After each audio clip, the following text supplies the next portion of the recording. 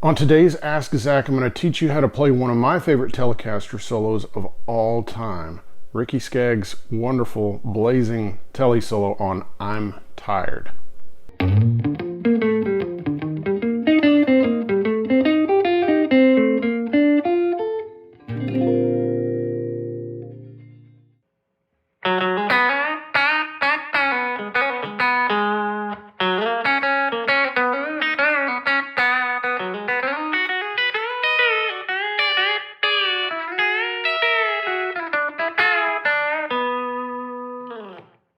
Well, hello friends, and welcome to Ask Zach. Today we're going to do a lesson, kind of a tear down and history and all sorts of stuff on Ricky Skaggs' wonderful Telecaster solo on the tune I'm Tired, an old shuffle tune written by Ray Price and Mel Tillis, and I think there was a third cat on there too, but I'm forgetting his name.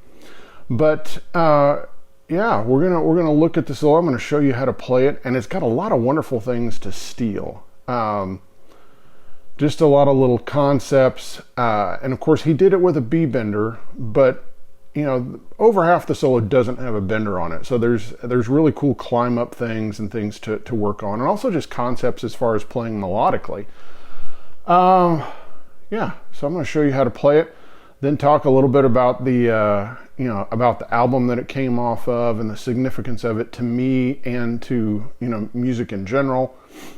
And then I'm going to talk a little bit kind of philosophical about B benders and G benders and stuff, and about how if you really want to be good with one, you kind of have to give yourself over to it, and you really have to kind of make it part of your style and part of the way you play to really make it fully integrated in what you do. All right. Quick pause for the cause. I need to thank all my Patreon members, and I need to thank everyone that's picked up a t-shirt or a coffee mug, put money in the tip jar. I really appreciate it, and you are fabulous. Let's dive in. Let's start off. I'm just going to play it, and then we're going to start dissecting it. It's in the key of B, and really simple, chord changes. It's 1 4 5, and then again 1 4 5. So the chord changes are.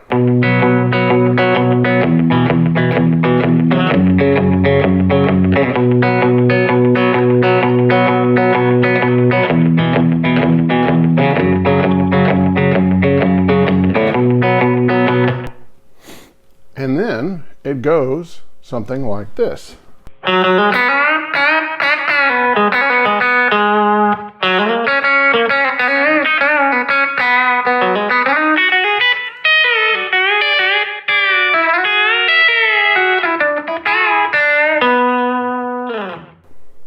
All right, so let's dive in.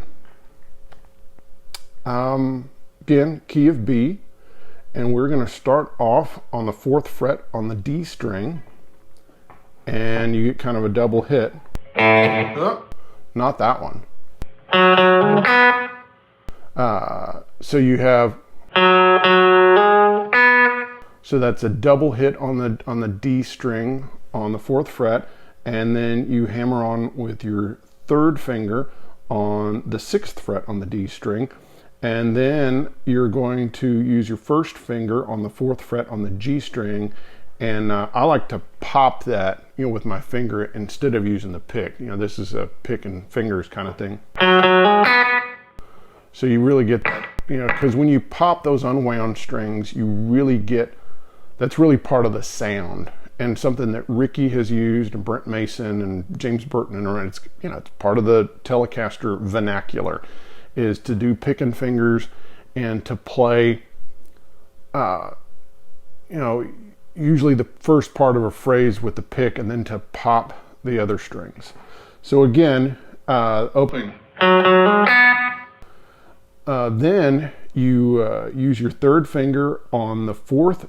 This is the 6th fret on the G string, and you're going to bend it up a whole step, and you're going to do it a couple of times. So again, you have. and then you're gonna do it unbent, and then you're gonna land back on that fourth fret on the G string and pop it. Then we get this really cool kind of trill thing. So again,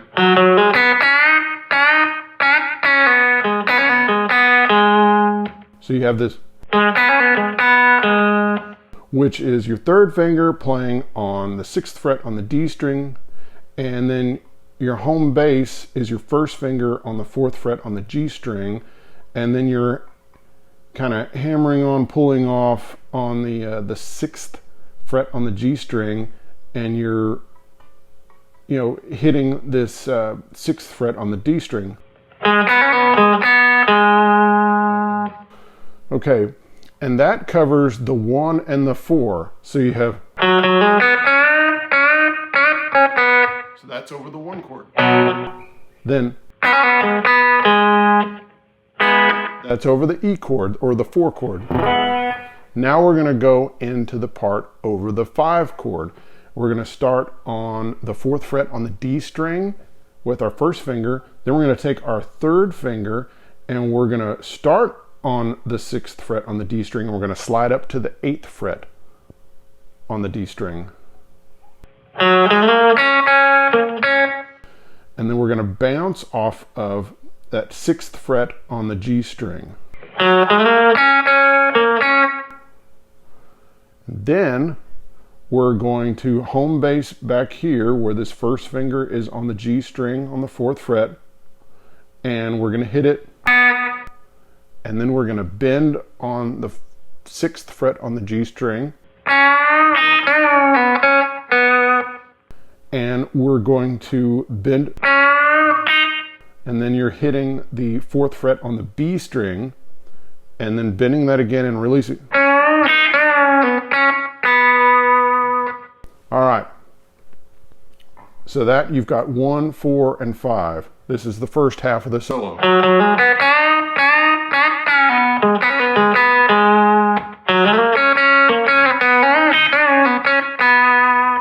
All right, so that's one full cycle of 1, 4, and 5. You're halfway done. Now, here's one of my favorite parts, though I love the first half because of how melodic it is and how it kind of, I guess in a way you could call it a counter melody to what's going on with the melody of the verse, because it's the verse chord changes. But then with the second half of the solo, you really get this cool climb up, and here I'll just play it.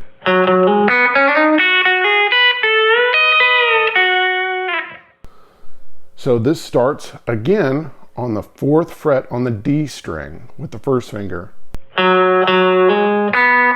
And then you're hammering on to the 6th fret on the D string with your third finger, and then you're hitting the 4th fret on the G string, with your first finger.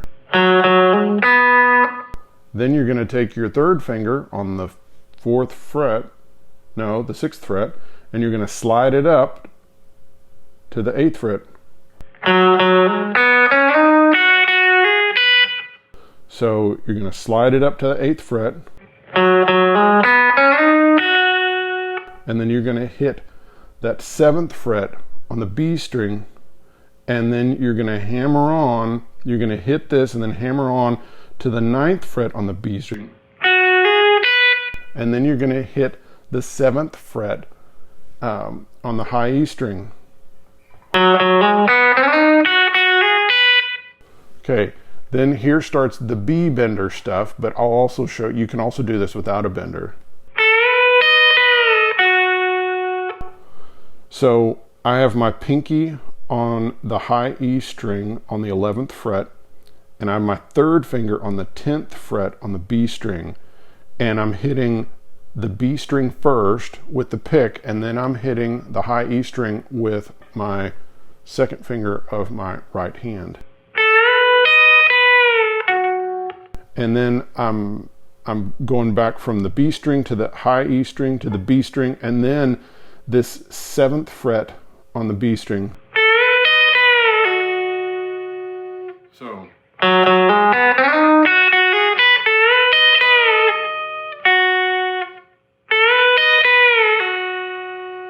Okay. Now we're going to the 4 chord, to the E, and then we have to move our pinky over. And so it was on the 11th fret. Now it's going to be on the 10th fret. And here you get this really cool E9 shape. So my first finger is on the 7th fret on the B string. My second finger is on the 9th fret on the G string. And then I've got my pinky on the 10th fret on the high E string. So you get. So.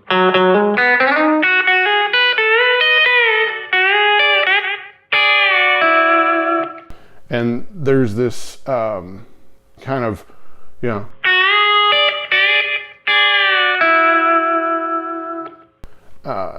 and it creates this really cool sound because with the bender, it goes from an E9 to a regular E7. So you get this.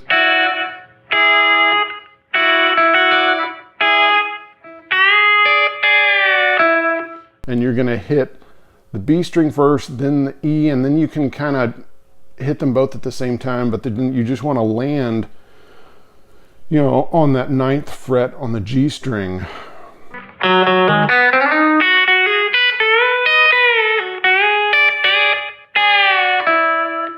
Then you get to move this whole shape up 2 frets for your F sharp chord.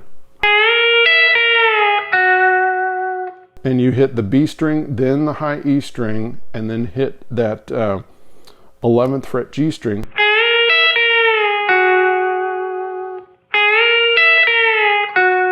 Now you can do this without a bender. It's a little harder though, and it's hard to get everything to ring together.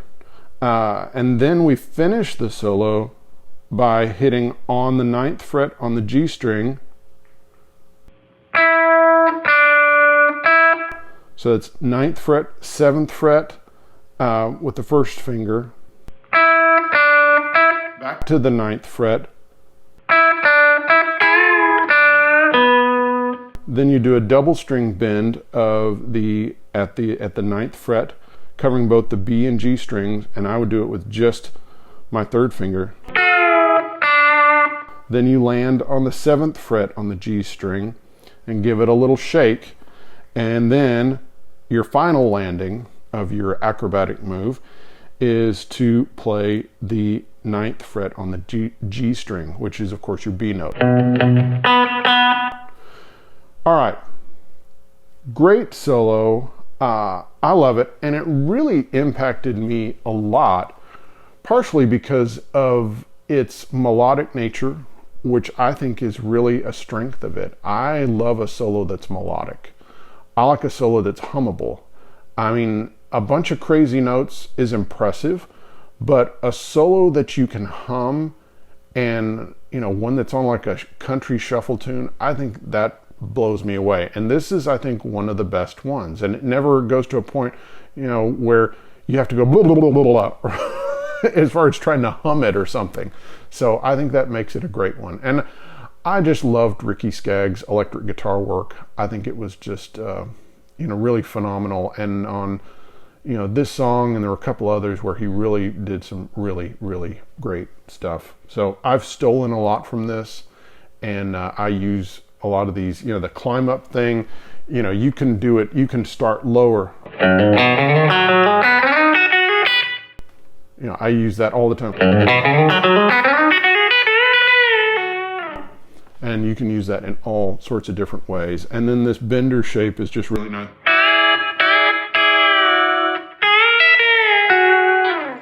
And you can do it without the bender. So don't be afraid. All right, this album is really significant to me. It's Ricky Skaggs' Coming Home to Stay, and it came out, I think, in 1987. And I got it a couple years after that, in the summer of 1990. So I was just getting into country music, and my dad took me to a record store in San Antonio, Texas, called Apple Music, and it's no longer there.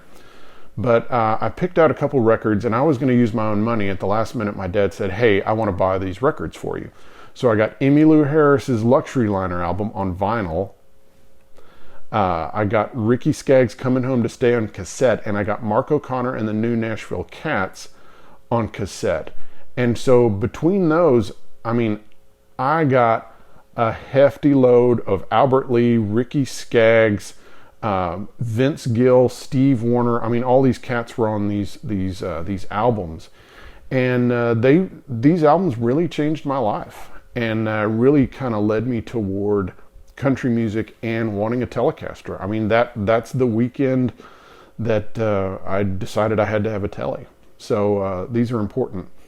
The album Coming Home to Stay is significant in Ricky Skaggs' career, because before that he had done an album called Love's Gonna Get You, and it was him kind of going a little bit pop country, which by today's standards it would have been like hardcore country, but at the time it used like DX7 synthesizers with that kind of like Bell Road sound that was on everything from Doogie Howser to every R&B ballad, and all over the place. So and he had a tune called Artificial Heart, which was kind of didn't age well, but anyway, I think it was still a great album. It also had Love's Gonna Get You, which had a really cool guitar part, this kind of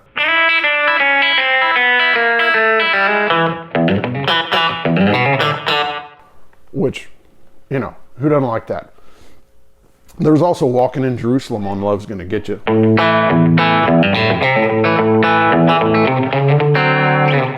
So there was good stuff on that. And Raising the Dickens, where he played a bunch of Mandocaster and some with the Les Paul Echo Trick. So anyway, after that album, he kind of got some pushback from his audience, and about saying that he had, kind of gone a little bit too pop, and so he did Coming Home to Stay as a response to that. And so the album kicks off with the tune I'm Tired, which is a great old country shuffle tune, and which of course that's where the guitar solo came from that is the focus of today's episode. And it was his road band. So it was Mike Kennedy on drums, Jesse Chambers on bass, Bobby Hicks on fiddle, Mike Rojas on piano, who I got to play a session with just this last month, and I tried not to fanboy him, because you want to be like one of the cool guys, but I told him how much I loved that album and how much it meant to me. And then of course it had Terry Crisp playing pedal steel guitar, who plays really great solos on that, and then Ricky's playing acoustic and electric guitar, and he's singing lead and harmony vocals, and it's a great record. I love that, and you if you haven't heard it, you ought to check that out. It's got a lot of great stuff on it. So gear wise, Ricky was using a Glazer Tele like the one I'm playing, except his is purple, and it had an Alnico 2 Pro Seymour Duncan bridge pickup, along with a similar pickup to what I have here in the middle, the Hot Strat stack, and a vintage style rhythm. And that's most assuredly the back pickup, and I don't think he had anything else like blended in or anything like that. Effect wise, he would have used either a Roland Space Echo tape echo unit, or a Deluxe Memory Man, one or the other, because that was kind of what he used in that era. Later on he'd get into the Korg A3 in the early 90s. And then amp wise, he used a Lab Series L9, and I'm using a similar setup today. Of course, I'm using a Glazer Tele. To do kind of the Memory Man-ish thing, I'm using a UA Delverb and on the Deluxe Memory Man setting, and it's a quick slapback. And then amp wise, I have an L9, but I didn't bring it. I didn't have it here. It's at a studio, and so I have a little kind of a smaller version. So this is a Pierce amplifier that I have. Pardon me. So Dan Pierce, who worked for Lab Series and helped design those amps, he went off on his own and made some amps. And the early versions like this is a G1. It's very similar to a Lab Series in sound, but it's smaller, and it's a 112 with a EV12L in it, and it's got that same compressor in it, which is a big part of Skaggs' sound. The compressor and kind of the squish. So there you have it. All right, Well, I think that's enough for today. I think we've had our fun. So listen to some Ricky Skaggs, and no, we're not done. No, we got one other thing to talk about. Almost forgot. The philosophical impact of how you use a bender and how you think about a bender. So one of the things that made Ricky's playing so great was that he fully integrated the B-bender into his playing, to the point that he was dependent on it, and he wouldn't sit in with anyone playing electric guitar. Now, he'd sit in playing acoustic or fiddle or mandolin, but if he was going to play electric guitar, he wanted a B-bender, and that's because it really became part of his playing. And really, all of the greats that use a bender, whether it's a G or a B, they become basically dependent on it, and it becomes part of their style. That doesn't mean they can't play, without one, but it just becomes part of the way they sound. And then why are they going to present themselves where it's not them? So Clarence White, well, guess what? Once he started using the B-bender, he never played another Tele or played one without a bender on it. If he was playing guitar without a bender, it was an acoustic.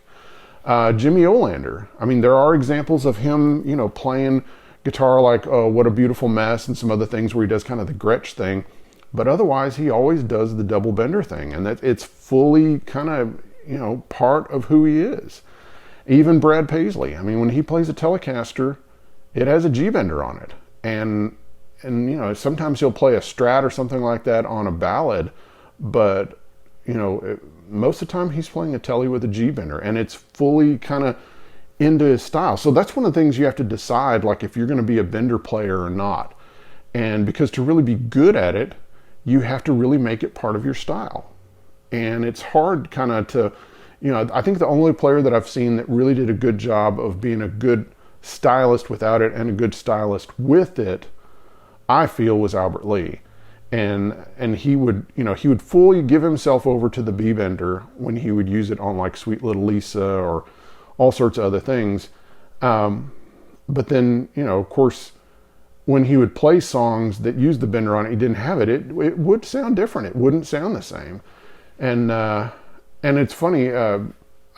This was kind of a story that was relayed to me that I'm not going to say is gospel truth, but apparently Albert said that he didn't like to use B-bender much anymore because he felt like it affected his regular 6-string guitar playing, because it made him be dependent on it. He didn't want to be. So that's one of the questions you have to ask yourself, like if you're going to be a bender guy or not, because if you're really going to be a bender guy, you need to kind of get dependent on it. It becomes part of your style, and it becomes just like second nature for you. So, all right, now we're done. Thank you guys. See you next time. Bye-bye.